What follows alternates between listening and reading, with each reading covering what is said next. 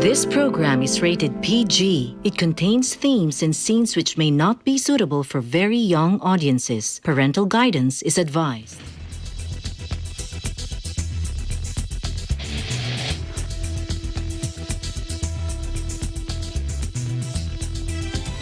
We're working to connect a region of over 600 cultural bridges between our lands.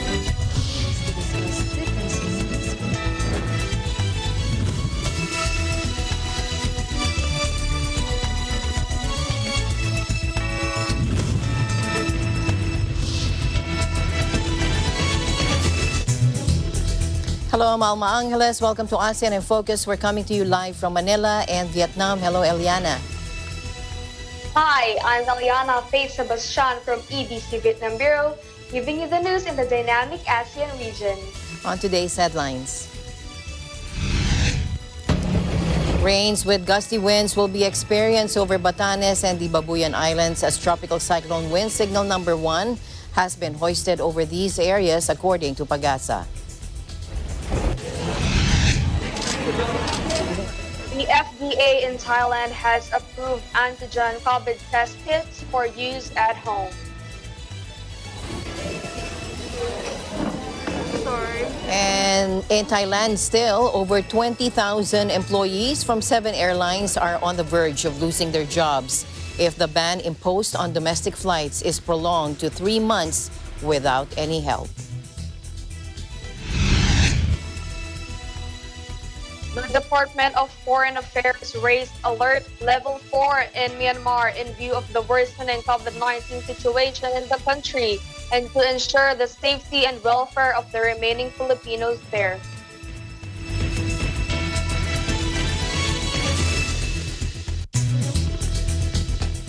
First, here in the country, rains with gusty winds will be experienced over Batanes and the Babuyan Islands as tropical cyclone wind signal number 1 has been hoisted over these areas, according to PAGASA. Typhoon Fabian has maintained its strength, packing maximum sustained winds of 150 kilometers per hour near the center and gustiness of up to 185 kilometers per hour. It was last tracked 530 kilometers northeast of Itbayat, Batanes, moving west-southwest at 10 kilometers per hour. Strong breeze to near gale conditions will be experienced over Batanes and Babuyan Islands throughout the passage of the typhoon, according to PAGASA.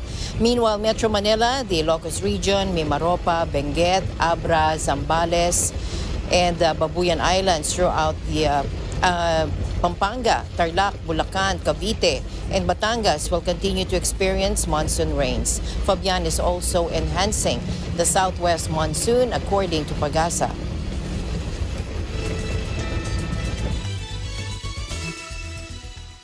The Philippines will have a steady supply of COVID-19 vaccines in the next 6 months as the national government has secured 164 million doses through procurement while sourcing additional shots from the COVAX facility and bilateral donations. This was the assurance given by National Task Force Against COVID-19 Chairperson Secretary Delphine Lorenzana and NTF Chief Implementer and Vaccine Czar Secretary Carlito Galvez Jr. during the Pre-State of the Nation Address or SONA Forum participated by member agencies of the Security, Justice, and Peace Cluster on Wednesday. As of July 21, a total of 28,485,130 doses have been delivered out of the 164 million doses secured by the country. Meantime, the private sector and LGUs have procured 7 million doses of Moderna and 17 million doses of AstraZeneca vaccines. Around 2 million doses will come from bilateral donations, while 44 million doses have been committed by the COVAX facility. In addition, the Philippine government and COVAX have agreed on a cost-sharing agreement for the procurement of 5 million doses of Johnson & Johnson vaccine. Meanwhile, Thailand's vaccine director apologized for not getting enough amount of vaccines and that they didn't foresee. They said that they didn't foresee the present coronavirus situation coming up. Thailand on Tuesday placed more than 12 million people under a partial 2-week lockdown due to the rise of COVID cases because of the Delta variant. Here's Jazz Diona for the report joining us live. Hello, Jazz. Hello, Alma. Here in Thailand, the director of Thailand's National Vaccine Institute, or NVI, Nakon Premsri, offered a public apology Wednesday for the slow and insufficient COVID-19 vaccine rollout, adding that mutations of the virus were unforeseen, while also promising that the country will join the COVAX program to receive donated vaccines next year. He admitted that the National Vaccines Institute's mismanagement of securing vaccines for the country is due to the unforeseen situation despite of trying their best. Moreover, he mentioned that mutations of the virus could not be predicted, causing it to spread rapidly than last year. Thailand is still in the process of joining COVAX, a worldwide initiative aimed at providing equitable access to COVID-19 vaccines. COVAX is directed by Gavi, or the Vaccine Alliance, the Coalition for Epidemic Preparedness Innovations, and the World Health Organization. Dr. Nakon said that NVI will soon send formal communications to Gavi to initiate negotiations on vaccines to be received. Meanwhile, the U.S. government will be donating 1.5 million doses of Pfizer to Thailand, which is expected to arrive soon. Thailand has received 14.5 million doses of Sinovac, 2 million doses of Sinopharm as donations from China. 9.2 million doses of AstraZeneca has been locally produced by Siam Bioscience. As of now, 5% of the entire population has been fully vaccinated. This update is from Thai PBS. Back to you, Alma. Thank you very much. Hopefully you catch up with the vaccination and the number of the doses coming into your country. Thank you for your update and looking forward to more updates coming out of Thailand. Stay safe. Thank you, Alma, and likewise, reporting live from Thailand, this is Jazz Diona, and we live in interesting times. The FDA in Thailand has approved antigen COVID test kits for use at home. Here's Veronica Carino to tell us more. Hello, Veronica. Yes, hello, Eliana. The Thai Food and Drug Administration, or TFDA, has approved and registered 4 antigen COVID-19 test kits for home use, which will be available for purchase and at pharmacies. First, let's listen in.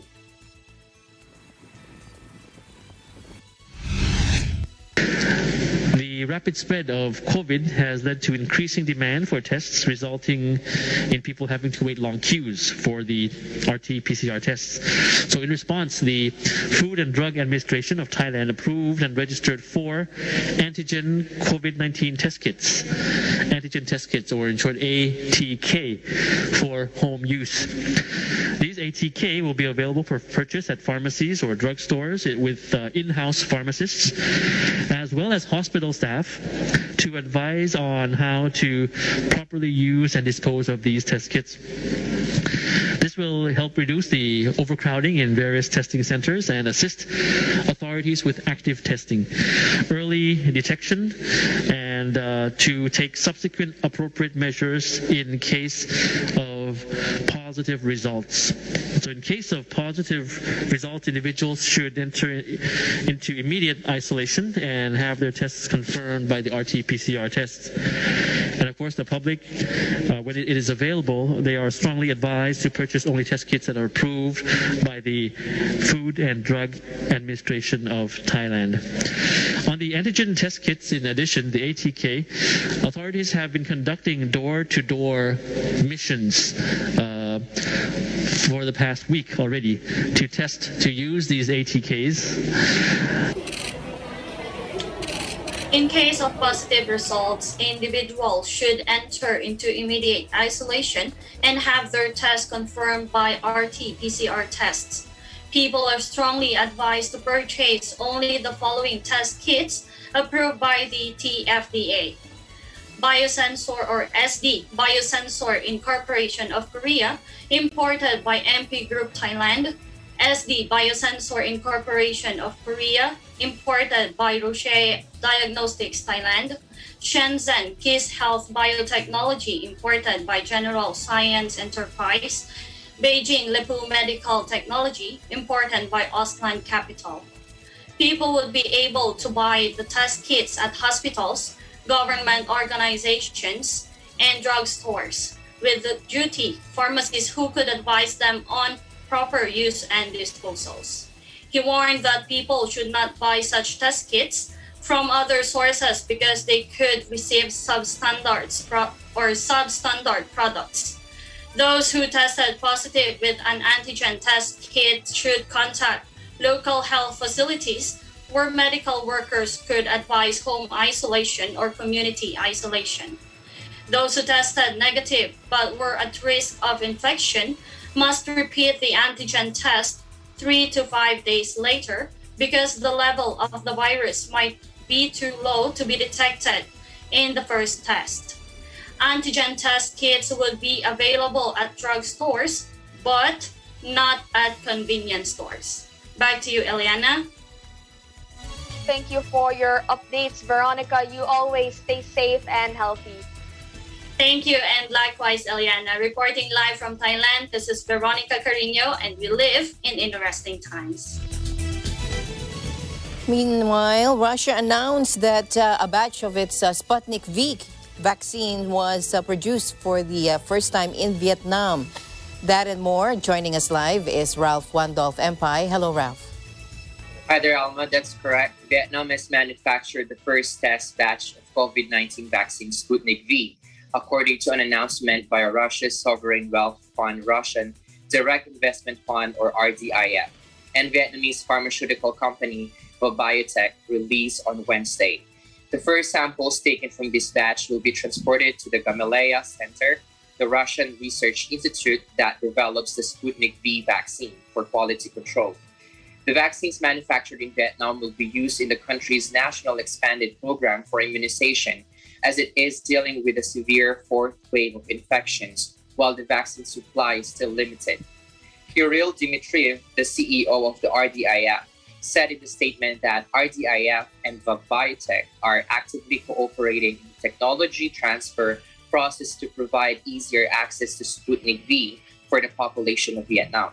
Furthermore, as the pandemic is far from over and new, more dangerous variants of coronavirus are being detected in various regions of the world, RDIF is increasing capacities for production of Sputnik V to speed up the vaccination with one of the best vaccines in the world.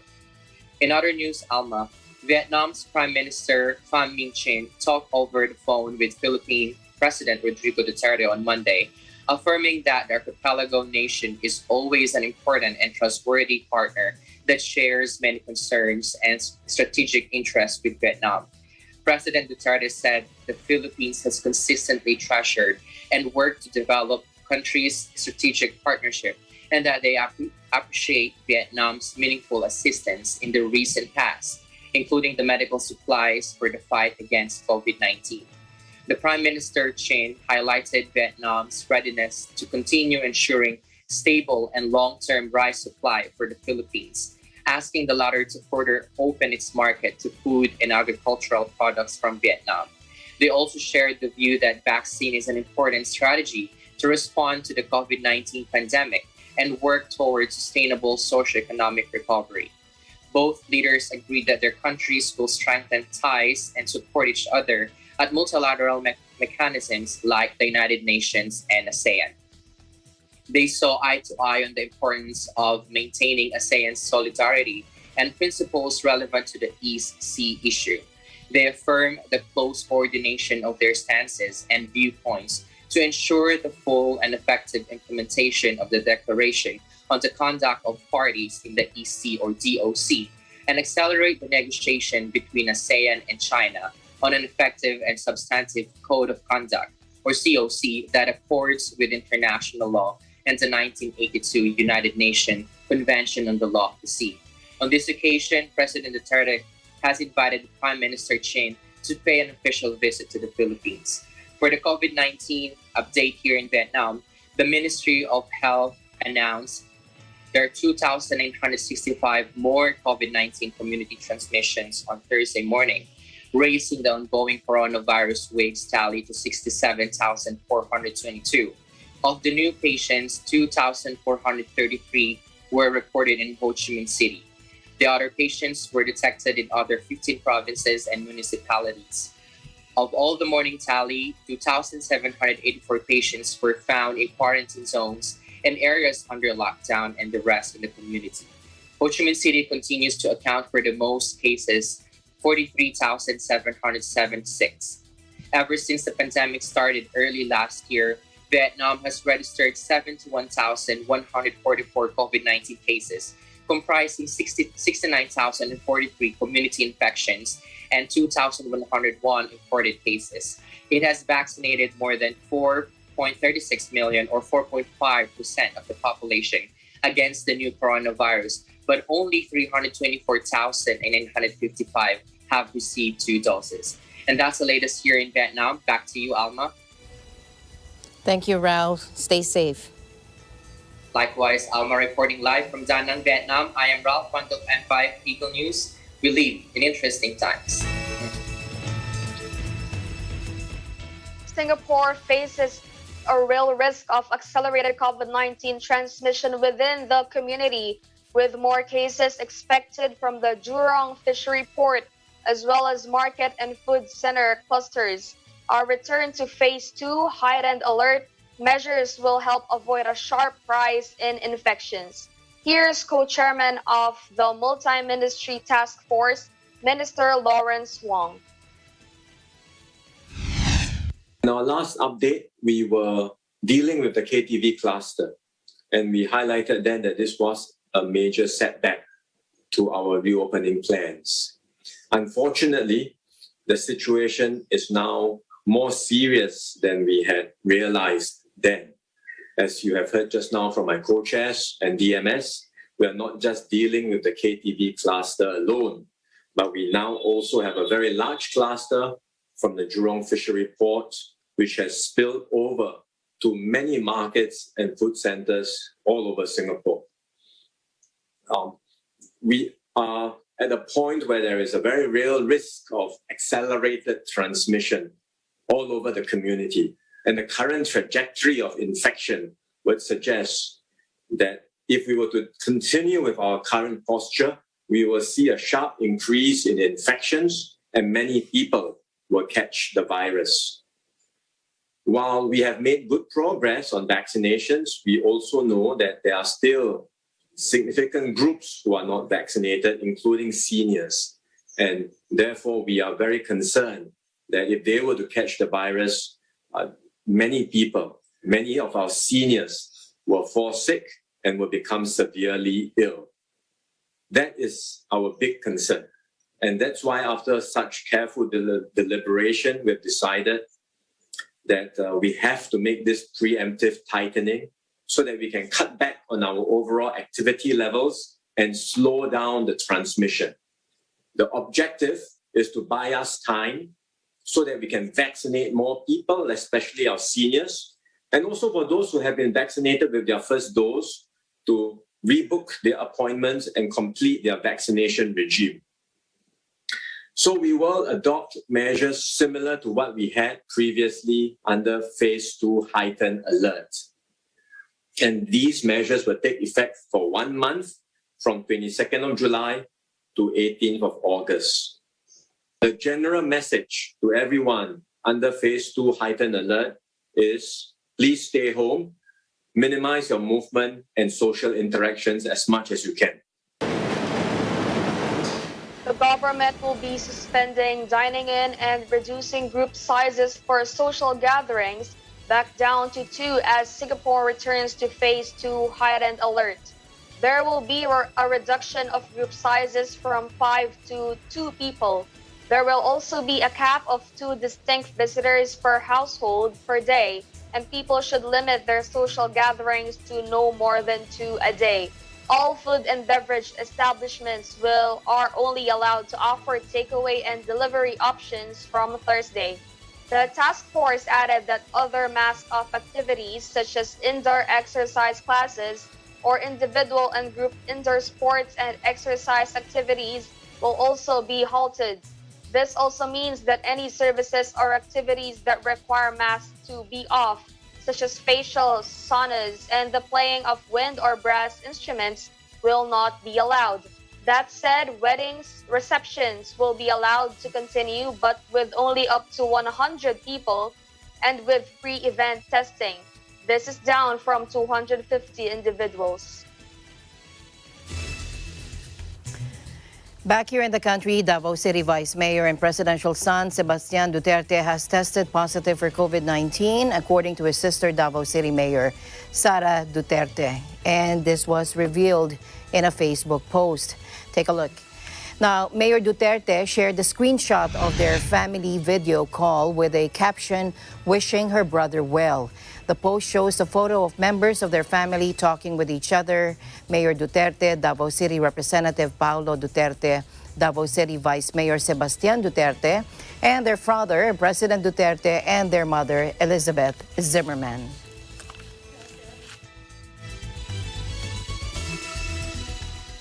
Prime Minister Hun Sen sent a message on July 19 expressing condolences to German Chancellor Angela Merkel and the German people after flooding killed hundreds there and left thousands more missing. I am deeply grieved by the news about the massive flooding that hit Western Germany on July 15, which has claimed the lives of more than 100 people and injured many others, while thousands are still missing, the message read. He said, while standing in solidarity with our friends, the German people in this difficult time, I would like to extend my sincere condolences to the bereaved families for the loss of their loved ones, and my best wishes for a speedy recovery and resilience to those who have been injured, and a timely rescue for those who remain missing. Minister of Foreign Affairs and International Cooperation Prak Sokhon also sent a condolence letter to his German counterpart Heiko Maas. A week into the region's worst flooding disaster in living memory, which has killed at least 174 in Germany and 32 more Belgium, the right-left German Grand Coalition government unlocked some 400 million euros or $470 million in immediate relief.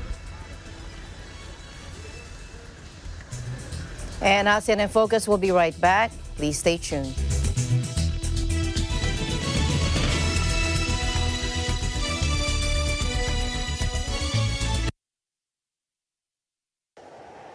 Innovation, digital disruption, globalization. Startups, micro, small, and medium enterprises, as well as large corporations, all face interesting challenges in the market today. Peek into the world of exciting opportunities and partnerships to drive growth with the latest business news and information. We are open for business. Your weekly dose of entrepreneurial inspiration to update you on the latest developments in the world of business. Get up close and personal with CEOs and thought leaders to help you discover valuable insights, sharpen your instincts for smart decision making with the latest markets and economic trends, disruptive ideas, global innovation, social entrepreneurship, and other leading-edge business ideas. Join the conversations to create a more vibrant environment for entrepreneurship. Catch Open for Business, from vision to action.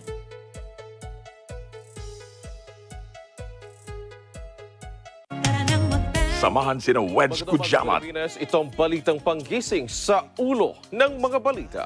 Apple David, Sa 60 katao ang isinugod sa ospital. Phoebe Publico, Economic sabotage ang mga tiwaling negosyante. at Cristel Fesalbon Pagpresyo ng gulay, makakausap natin para iatid sa inyo ang mga kaganapan at pangyayari sa bansa at sa iba't ibang panig ng mundo. Mga napapanahong isyu ng bayan. May balitang sports, entertainment at iba pang kaalaman. Simula Lunes hanggang Biyernes, alas 5 ng umaga sa paborito nyong morning show, Pambansang Almusal, dito sa Net 25. Pambansang Almusal.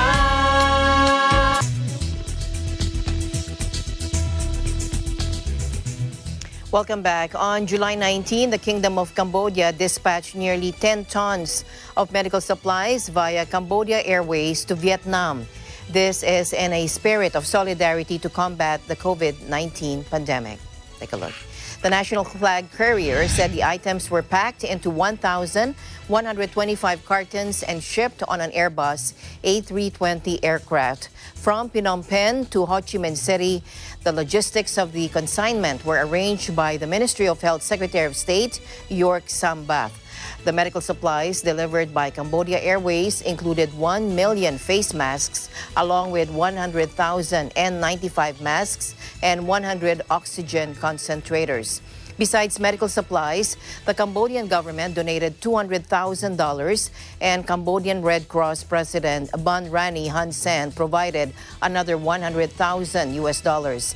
Vietnam Cambodia Friendship Association or VCFA President Men Sam also donated $50,000 from the VCFA through the Vietnamese embassy in Phnom Penh to help fight COVID-19 in Vietnam. Prime Minister Hun Sen emphasized that the assistance was an expression of the spirit of cooperation and solidarity between friendly neighboring countries as they fight against COVID-19 together. A total of 562,770 out of the 40 million doses of Pfizer vaccine purchased by the government finally arrived in the country on Wednesday, the bulk of which will be allocated to areas in the national capital region, plus 8 that are capable of storing the sensitive shot. Let's take a look. Babagsakan ito yung mga LGUs na nakita natin na qualified na merong cold chain solution. So majority nito ay mapunta sa NCR plus 8 and also the LGUs that have the training and the cold chain solution. With the arrival of Pfizer, I believe their requirement of having 130,000 per month and also for seafarers 30,000 per month, we can now accommodate. Send a lot of vaccines to Davao, to the different LGUs, and we have already coordinating with them that the priority on the quota that we have given to them allocation are the seafarers and the OFWs. Pfizer is scheduled to ship more doses on July 26 and August 3 to complete the initial 1.4 million it committed to deliver as soon as possible. While he is confident that the 40 million doses they ordered will arrive within the year, Galvez said there is no timeline yet as to when specific deliveries will be made. The NCR plus 8 is composed of Metro Manila, Cavite, Laguna, Pampanga, Batangas, Rizal, Bulacan, Metro Davao, and Metro Cebu.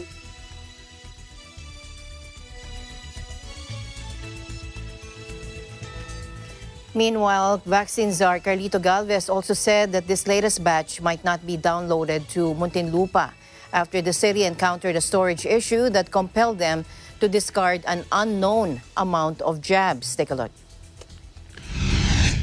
Babagsakan ito yung mga LGUs na nakita natin na qualified na merong cold chain solution. So majority nito ay mapunta sa NCR plus 8 and also the LGUs that have the training and the cold chain solution. With the arrival of Pfizer, I believe their requirement of having 130,000 per month and also for seafarers 30,000 per month, we can now accommodate. Send a lot of vaccines to Davao, to the different LGUs, and we have already coordinating with them that the priority on the quota that we have given to them allocation are the seafarers and the OFWs. Now, Galvez did not confirm if the shots reportedly discarded were manufactured by Pfizer, saying the national government is still waiting for the investigation's results. In a statement on July 17, Muntinlupa said this occurred at the Festival Mall vaccination site. but assured the incident was isolated.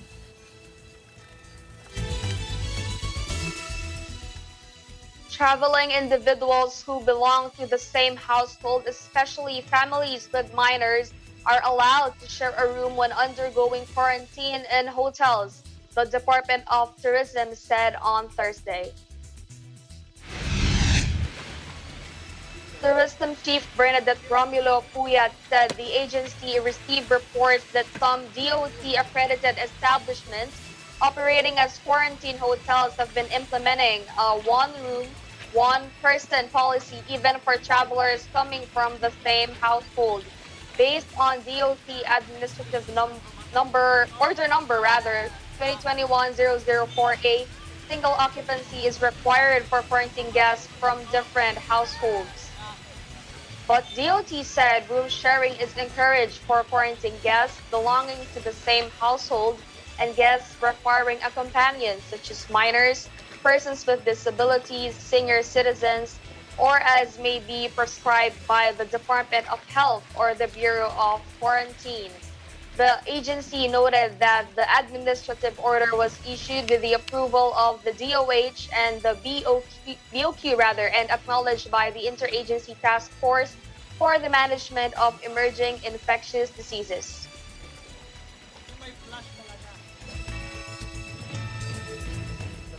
Interior Secretary Eduardo Año assured that the local government units and the Philippine National Police Force will enforce all laws, ordinances, omnibus guidelines, and community quarantine protocols to keep the people safe from possible local transmission of the more contagious Delta variant of COVID-19. Take a look.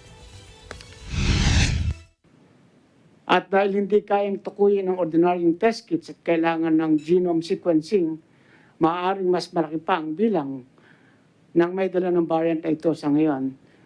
Kaya nangangailangan ng mas matinding pag-iingat ang lahat. Sa susunod ng mga araw ay maglalabas ang DILG ng memorandum upang paalalahanan ng ating local government units na maganda sa lalong madaling panahon ng mga estratehiya sa posibleng local transmission ng COVID Delta variant. He also said border control, especially in the international airports and seaports, will be intensified. Local chief executives will lead the aggressive mass vaccination and faster testing, tracing, contact tracing, and isolation of patients infected with the virus.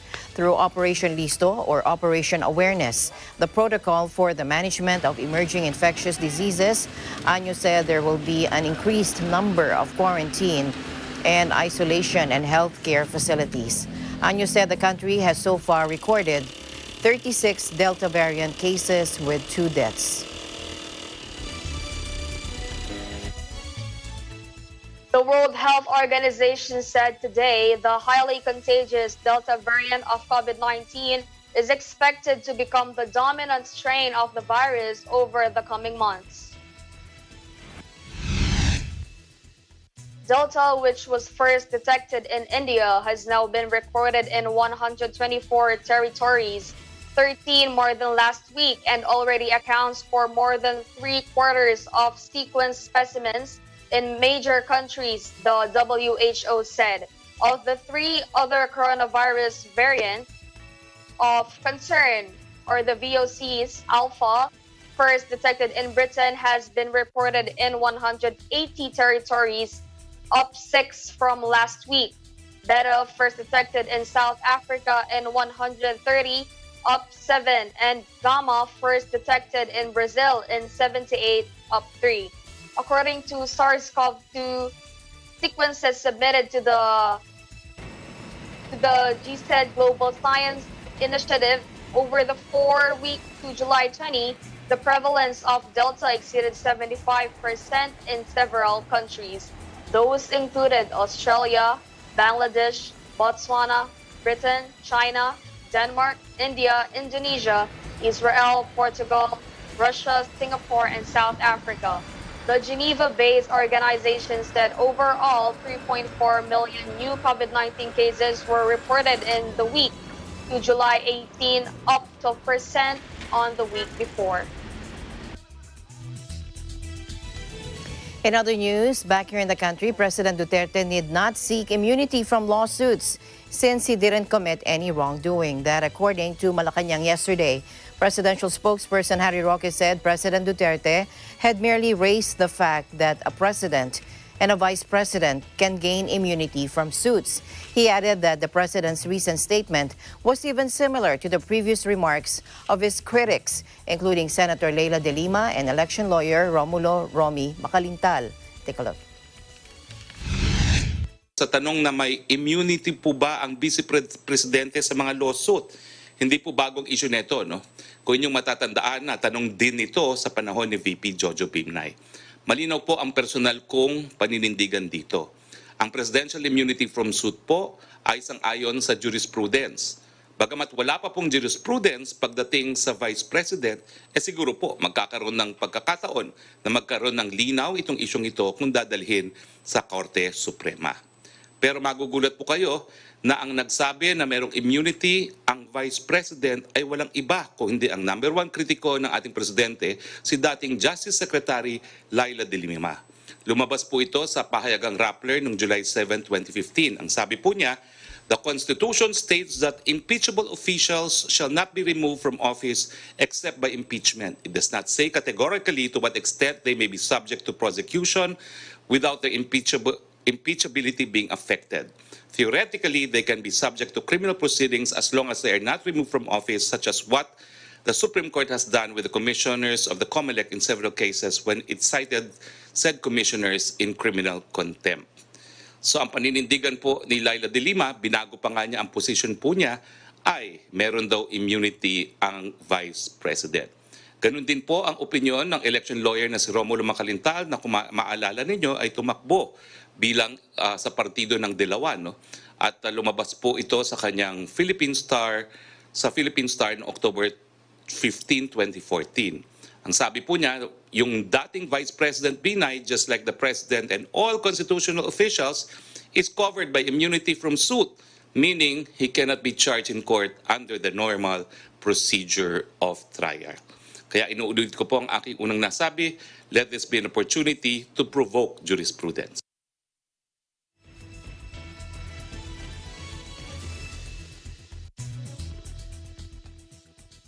The Department of Foreign Affairs raised alert level 4 in Myanmar in view of the worsening COVID-19 situation in the country and to ensure the safety and welfare of the remaining Filipinos there. Under alert level 4, the Department of Foreign Affairs strongly recommends that Filipinos leave Myanmar as soon as possible, as the healthcare system in the country is close to reaching its maximum capacity and may not be able to provide adequate medical attention to Filipinos who become ill in the coming weeks. Filipinos may contact the Philippine Embassy in Myanmar for evacuation flight options. The advisory further states that for their own safety, Filipinos will not be allowed to return to Myanmar while alert level 4 remains. While waiting to be evacuated, the department advises Filipinos to exercise extreme caution and to only leave their residences when absolutely necessary, such as for buying food and other supplies. Filipinos are advised to regularly check with the Philippine Embassy in Yangon for further advisories.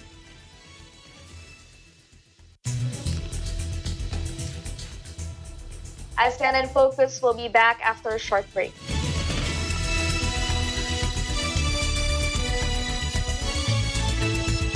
Ilang taon na tayo sa mundo, nakasulat na ba to sa libro? Ano mang dulo, ikaw at ako. Hi guys! Ako po si CJ Novato at abangan niyo po ako bilang guest performer sa Letters and Music 1 to 2 p.m. Syempre, dito lang sa Net25. See you po!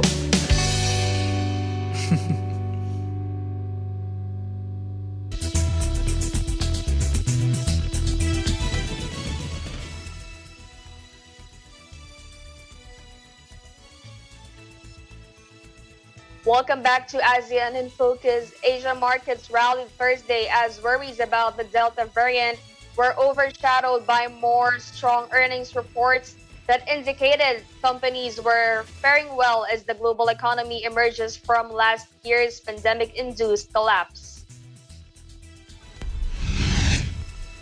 After a painful start to the week, investors were back in the saddle after Wall Street and Europe enjoyed back-to-back rallies thanks to optimism about the outlook. And despite surging infections that have forced some governments to reimpose lockdowns or other containment measures. Confidence in the long-term recovery has been fortified by data showing that while even fully vaccinated people have become infected with the new strain of COVID, such as in the United States and Britain, hospitalization and death rates among those people have remained relatively low, suggesting the drugs are working. All three main indexes in New York enjoyed healthy gains, while London, Paris, and Frankfurt jumped more than 1% for a second day running. And Asia extended the rally, with Hong Kong leading the way by climbing 1.8%, while Singapore, Seoul, Jakarta, and Manila also put on more than 1%. There were also gains in Shanghai, Sydney, and Taipei. Tokyo was closed for a holiday. Staying in the country, the Department of Finance and the Bureau of Internal Revenue have agreed to suspend the implementation of Revenue Regulation, or RR9 2021, which imposed 12% value-added tax on certain exporter transactions that were previously taxed at 0%, according to the House lender announcing it today. The suspension of the BIR regulation comes after a briefing facilitated by the House Ways and Means Committee on Wednesday with concerned government agencies and stakeholders. Albay Representative Joey Salceda, committee chair, expressed gratitude to Finance Secretary Carlos Dominguez III for this decision, as it will help the country's export industry get the breather it needs to recover. With the decision to suspend, the following transactions will revert to their zero-rated status: the sale of raw materials or packaging materials to a non-resident buyer for delivery to a local export-oriented enterprise, the sale of raw materials or packaging materials to export-oriented enterprise whose export sales exceed 70% of total annual production, those considered export sales under Executive Order Number 226 or the Omnibus Investment Code of 1987 and other special laws, as the processing, manufacturing, or repacking goods of other persons doing business outside the Philippines, which goods are subsequently exported, and services performed by subcontractors and or contractors in processing, converting, or manufacturing goods for an enterprise whose export sales exceed 70% of total annual production. Salceda said the DOF will implement the provision of the Corporate Recovery and Tax Incentives for Enterprise, or create law which allows exporters to enjoy VAT zero rating on local purchases of goods and services directly and exclusively used in its registered project or activity.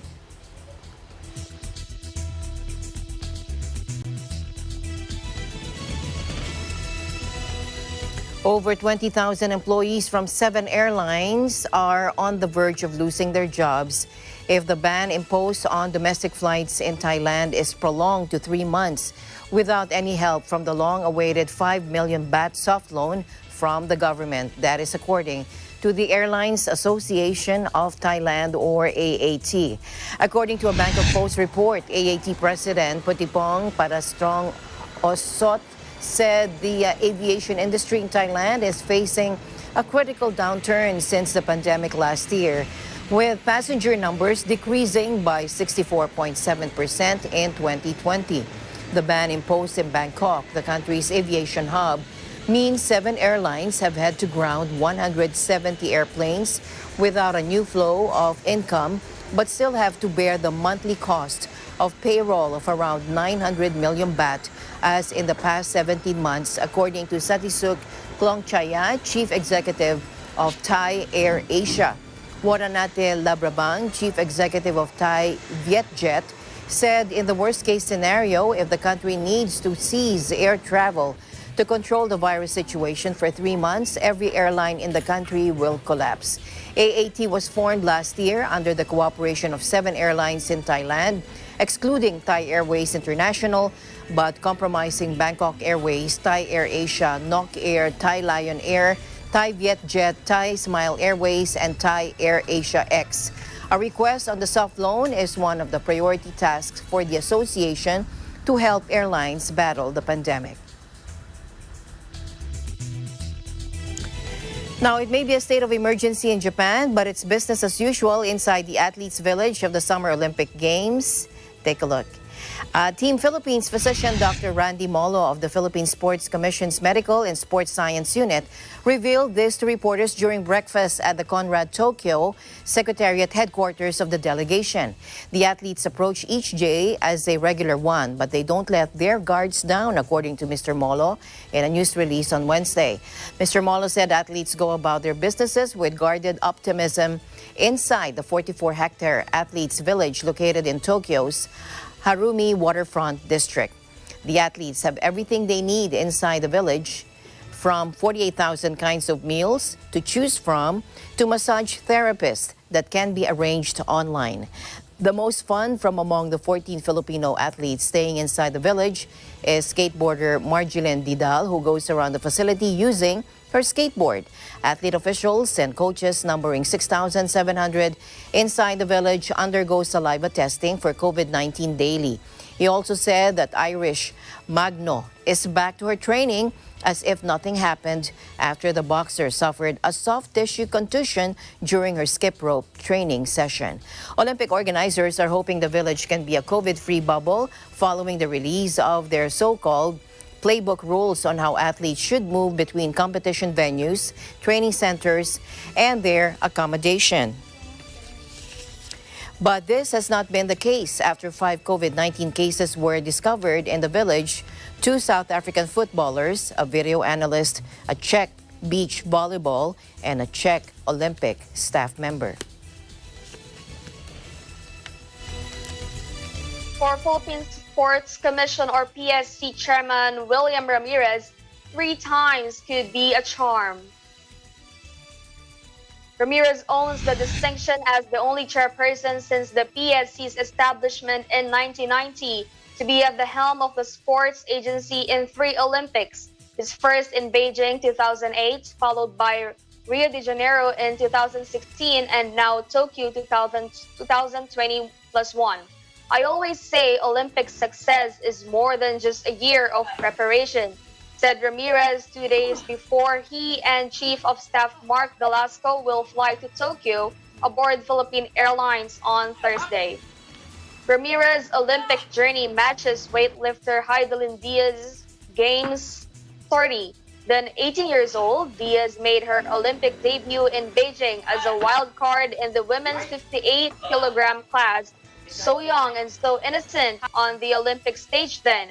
She didn't make the podium nor get close to it, but the prize of Zamboanga City reaped the experience she needed. London 2012 wasn't Diaz's time then, but came 2016 in Rio, and she brought home a silver medal. Diaz and 18 other Filipinos are competing in 11 sports in Tokyo, and Ramirez believes all of them have the potential to win the country's first Olympic gold medal, or perhaps even more.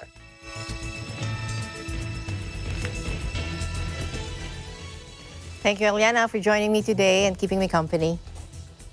Thank you, Alma. I'd just like to greet my Lolo who's celebrating his birthday. Happy 75th birthday po, Lolo. Happy birthday, Lolo. He's watching right now? I think so. Okay. Thank you, Alma. Once again, I'm Eliana Sebastian from EBC Vietnam Bureau, bringing you the news in the ASEAN region. We live in interesting times. And that's it for today's broadcast. We'll see you back tomorrow here on ASEAN in Focus. I'm Alma Angeles, and we live in interesting times.